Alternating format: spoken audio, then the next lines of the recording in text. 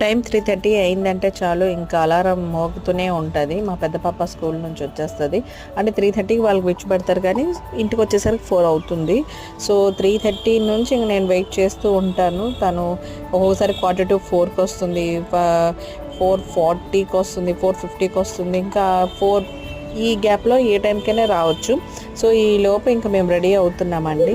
మా పెద్ద పాప కోసం నేను మా చిన్న పాప ఆ టైంలో మా చిన్న పాప పడుకున్నా లేపేసి ఇంక తనకి తీసుకెళ్తా. 3:30కే వెళ్తాం కిందకి.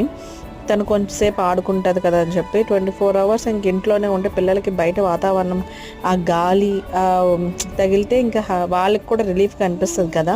సో అలా కొంతసేపు తనకి తీసుకువెళ్ళి ఆడిపిస్తాను. ఈలోపు మా పెద్ద పాప వస్తుంది.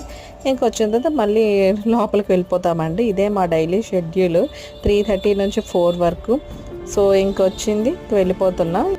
సబ్స్క్రైబ్.